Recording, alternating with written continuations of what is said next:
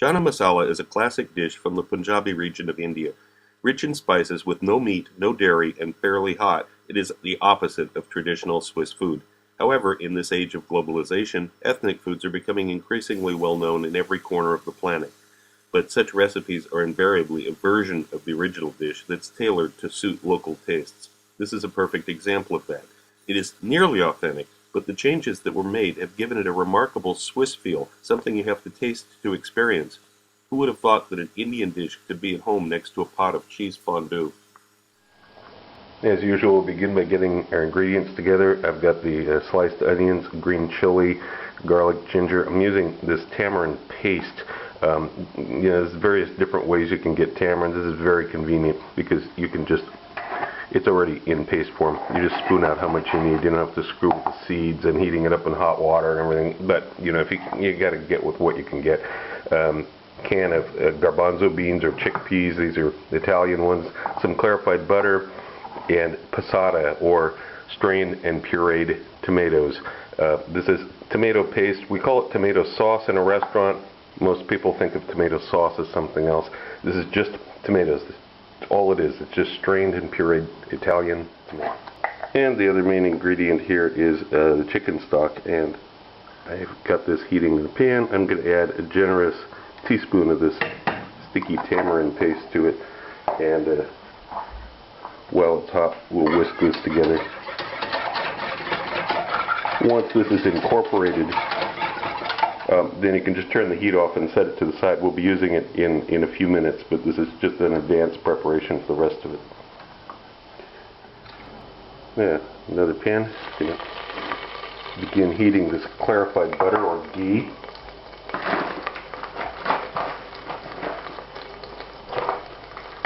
Add cumin seeds to this, about half a teaspoon.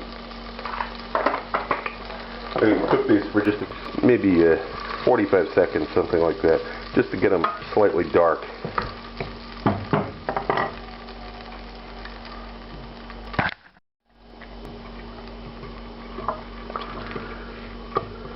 Okay, this is fine. And add the onion in. I've got the heat on 6 out of 1 to 10.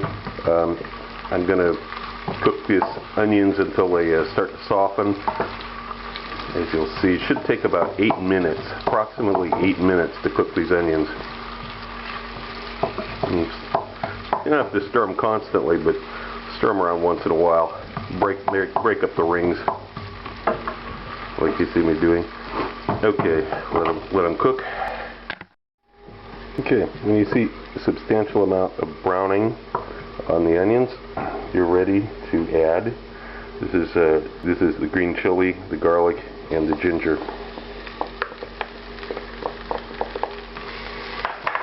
We're only going to cook this for about maybe 30 seconds before we add the next thing here.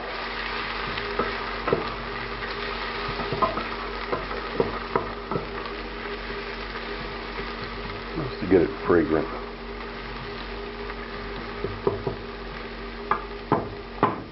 That's good. Now, yes, the anathema of Indian cuisine, actually using curry powder, a rare moment here. But this is not an Indian recipe. It's a Swiss recipe for Indian food, so it's not exactly the same thing, but it's really good. Okay, after about 20 seconds like this, now I'm going to add, we got that chicken paste, chicken stock, and tamarind. I'm only adding about 2 ounces, about 60 milliliters only of that right now. Now we're going to cook this down until most of the liquid is evaporated. It's going to take just a couple minutes here. Okay, after a couple of minutes, most of the liquid's evaporated. Now I'm going to lower the heat down from 6 to 4, and I'm going to add this passata, the tomato puree, in here. Now this is the most delicate part of this entire operation. You can't go fast on this. I've lowered the heat down. Don't try to rush this. This will take a while. You want this very thick. You want to build a very concentrated and rich masala. And it will take time. Stir it, let it go. Now I've got the chickpeas that were washed and drained. Now in India, they usually do not do this. They use these whole. And you can do that, but this isn't the Indian recipe. It's a version of it. So we're going to actually take a knife and go through here and chop these up coarsely. In the meantime, our masala continues to cook away. It's still on a heat of 4 out of 1 to 10. This is not done. It needs to be more concentrated than this. Okay, finally, it's going to kind of get together in a ball like this, where there's very, very, very little liquid left. And the next step after this, it's going to actually start burning. So you have to be careful not to go past that point. But this is fine now. Now I'm going to add that chicken stock and tamarind solution. I'm going to add about half of what's left in the pan.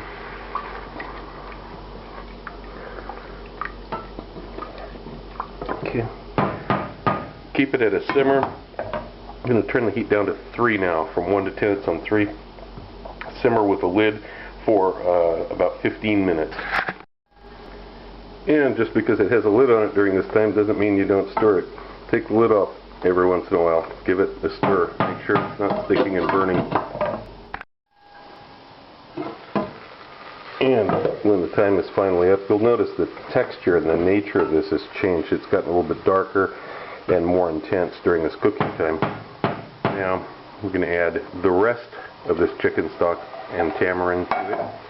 Also, that half teaspoon of garam masala and about 1/4 of a teaspoon of cayenne. You can add more if you want it really hot, and some salt, about maybe a teaspoon of salt. We'll adjust the salt level a little bit later when we're close to the end, but we know it's going to need at least a teaspoon here.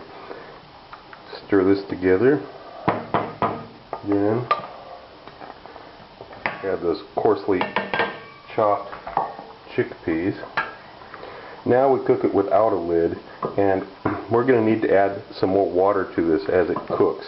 It's very, very thick right now. This is too thick. A little bit at a time, just so that it has enough liquid here to cook. The heat's been on 3. I'm going to increase it to 4. Just slight increase here. And we're going to begin the time again. We need to cook this for about 8 or 9 minutes before, and then we're going to add the chopped cilantro to it. And this is the level of cooking, simmering we want to see. Adjust the heat on your stove so that it looks something like this, you know. And don't let it dry out. You can keep adding a little bit more water as it's cooking. When it gets close to the end of the cooking time, then we'll stop adding water and we'll let it thicken up that way. But while it's still cooking, we'll want to keep it pretty moist. When it's been about 9 minutes since you added the chickpeas to this, now I'm going to add chopped cilantro, about 1 or 2 tablespoons. Now this is optional. I'm going to add a pinch of dried fenugreek leaves to this. This is not part of the Swiss recipe. It's a very good touch, though. It'll make it taste more professional, more authentic. But you don't have to do that. I realize they're hard to get outside of India and specialty stores, but it's a nice touch. So it's going to cook about another 9 minutes here. And again, the same rule for a while here. We're going to add a little bit more water, keep it moist while it's cooking. That might be the last water that I add to this, because we want to end up with it being quite dry, and we've only got about 9 minutes of cooking time left. So you just have to kind of time it out. Watch it, see how dry is it getting. Don't let it burn and stick to the bottom. Don't let it get so dry that it actually starts burning. But you want it to be fairly dry. This is supposed to be a dry curry or dry masala. And at the end of the time, this is what you want to end up with. It's quite dry, as you can see. There's no liquid rushing back in to fill it. Now I'm going to add a little bit more cilantro and a little squeeze of lime juice in here, just to liven it up. And that's it. Now we're ready to plate it up.